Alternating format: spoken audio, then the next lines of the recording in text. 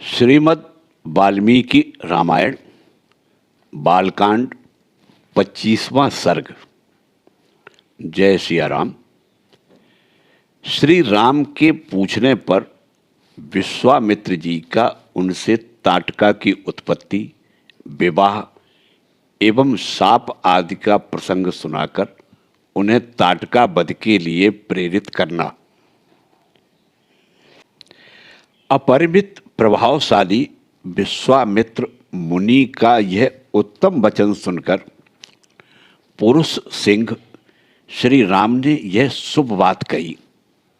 मुनिश्रेष्ठ, जब यह यक्षिणी एक अबला सुनी जाती है तब तो उसकी शक्ति थोड़ी ही होनी चाहिए, फिर वह 1000 हाथियों का बल कैसे धारण करती है। अमित तेजस्वी श्री रघुनायक के कहे हुए इस वचन को सुनकर विश्वामित्र जी अपनी मधुर वाणी द्वारा लक्ष्मण सहित शत्रुदमन श्री राम को हर्ष प्रदान करते हुए बोले, रघुनंदन, जिस कारण से ताटका अधिक बलशालिनी हो गई है वह बताता हूं, सुनो। उसमें वरदान जनित बल का उदय हुआ है, अतः वह अबला होकर भी बल धारण करती है, अर्थात सबला हो गई है। पूर्व काल की बात है, सुकेतु नाम से प्रसिद्ध एक महान यक्ष थे।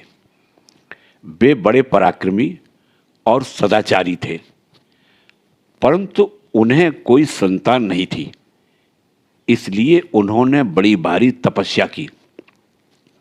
श्री राम, यक्षराज सुकेतु की उस तपस्या से ब्रह्मा जी को बड़ी प्रसन्नता हुई।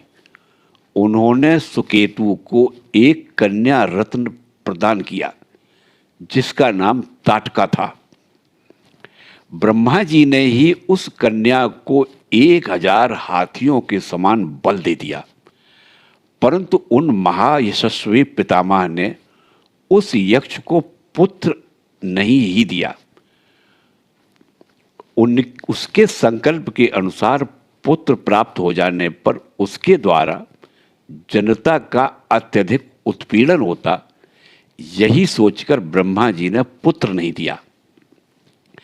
धीरे धीरे वह यक्ष बालिका बढ़ने लगी और बढ़कर रूप यौवन से सुशोभित होने लगी। उस अवस्था में सुकेतु ने अपनी उस यशस्विनी कन्या को जंभपुत्र सुंद के हाथ में उसकी पत्नी के रूप में दे दिया। कुछ काल के बाद उस यक्षी ताटका ने मारीच नाम से प्रसिद्ध एक दुर्जय पुत्र को जन्म दिया, जो अगस्त्य मुनि के शाप से राक्षस हो गया। श्री राम, अगस्त्य ने ही शाप देकर ताटका पति सुंद को भी मार डाला। उसके मारे जाने पर ताटका पुत्र सहित जाकर मुनिवर अगस्त्य को भी मौत के घाट उतार देने की इच्छा करने लगी। वह कुपित हो मुनि को खा जाने के लिए गर्जना करती हुई दौड़ी। उसे आती देख भगवान अगस्त्य मुनि ने मारीच से कहा, तू देव योनि रूप का परित्याग करके राक्षस भाव को प्राप्त हो जा। फिर अत्यंत अमर्ष से भरे हुए ऋषि ने ताटकाओं को शाप दे दिया, तू विकराल मुख वाली नरभक्षणी राक्षसी हो जा। तू है तो महायक्षी, परंतु अब शीघ्र ही इस रूप को त्याग कर तेरा भयंकर रूप हो जाए। इस प्रकार शाप मिलने के कारण ताटका का अमर्ष और भी बढ़ गया। वह क्रोध से मूर्छित हो उठी और उन दिनों अगस्त्य जी जहां रहते थे उस सुंदर देश को उजाड़ने लगी। रघुनंदन, तुम गौओं और ब्राह्मणों का हित करने के लिए दुष्ट पराक्रमशाली इस परम भयंकर दुराचारिणी यक्षी का वध कर डालो।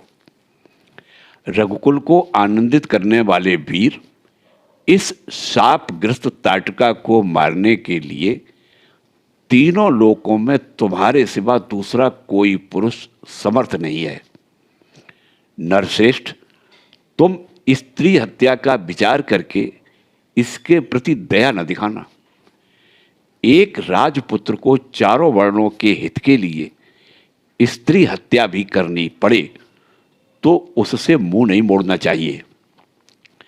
प्रजापालक नरेश को प्रजाजनों की रक्षा के लिए क्रूरतापूर्ण या क्रूरता रहित, पातक युक्त या सदोष कर्म भी करना पड़े तो कर लेना चाहिए। यह बात उसे सदा ध्यान में रखनी चाहिए। जिनके ऊपर राज्य के पालन का भार है उनका तो यह सनातन धर्म है।